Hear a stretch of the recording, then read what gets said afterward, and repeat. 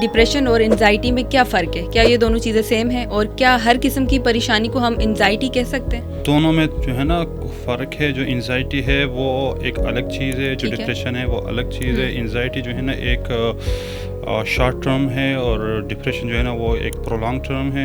Anxiety جو ہے اس میں الگ چیزیں جو ہے نا سمٹمز آتے ہیں اور ڈپریشن میں الگ آتے ہیں. جو انزائٹی کے ہے وہ فزیکلی الگ جو ہے نا سمٹمز آتے ہیں اور مینٹلی الگ آتے ہیں. جو ڈپریشن ہے اس کے الگ آتے ہیں. ٹھیک ہے.